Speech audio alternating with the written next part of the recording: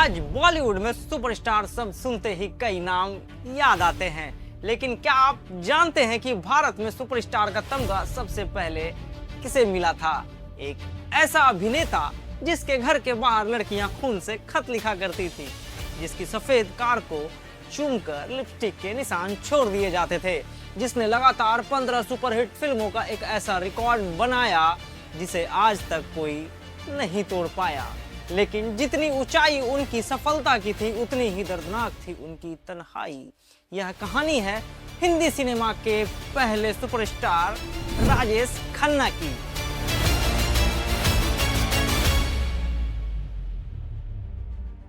नमस्ते, मेरा नाम अभिमन्यु है। आप देख रहे हैं मसले बॉलीवुड के, जिसमें हम आपको सुनाते हैं कहानी यादगार किरदार को निभा चुके दिग्गज एक्टर और एक्ट्रेस की।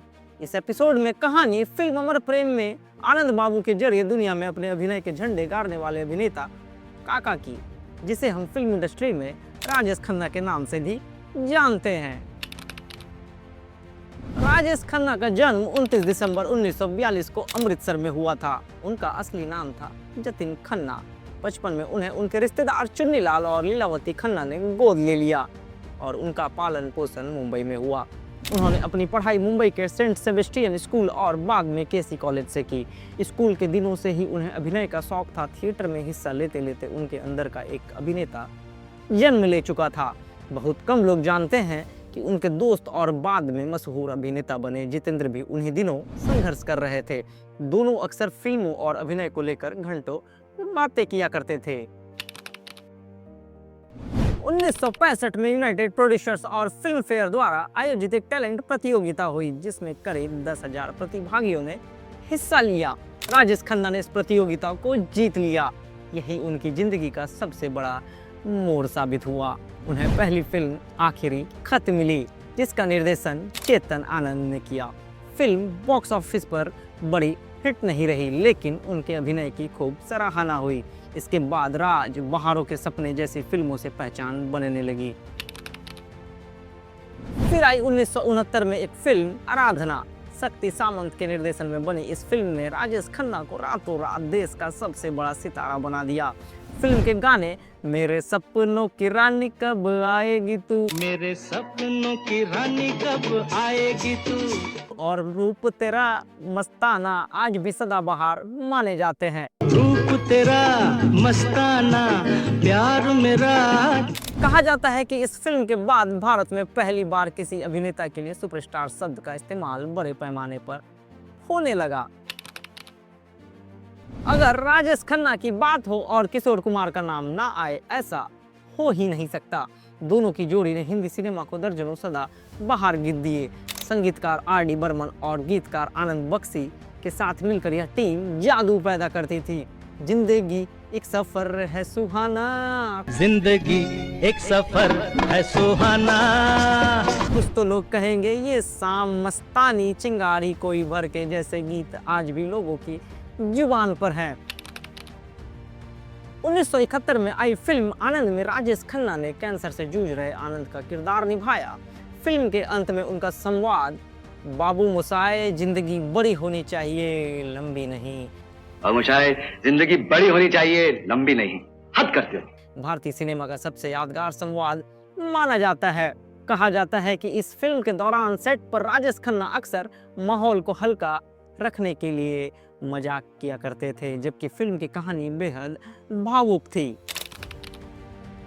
1970 के दशक के मध्य हिंदी सिनेमा बदलने लगा। अब दर्शकों को एंग्री यंग मैन पसंद आने लगा। अमिताभ बच्चन का दौर शुरू हुआ और धीरे धीरे राजेश खन्ना की फिल्मों का जादू कम होने लगा। हालांकि उन्होंने अमर प्रेम, अवतार, अगर तुम ना होते जैसी फिल्मों से साबित किया कि अभिनय उनके खून में था। 1973 में उन्होंने अपने से काफी छोटी अभिनेत्री डिम्पल कपाड़िया से शादी कर ली। दिलचस्प बात यह थी कि शादी के कुछ ही महीने बाद डिम्पल की फिल्म बॉबी रिलीज हुई और वह रातों रात स्टार बन गई। दोनों की 2 बेटियां हुई, ट्विंकल खन्ना और रिंकी खन्ना।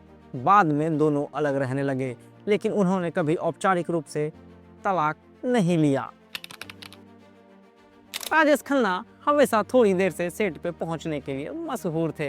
निर्माताओं को कभी घंटों घंटों इंतजार करना पड़ता था। लेकिन कैमरा ऑन होते ही उनका करिश्मा ऐसा होता था कि निर्देशक उनकी कई आदतों को नजरअंदाज कर देते थे।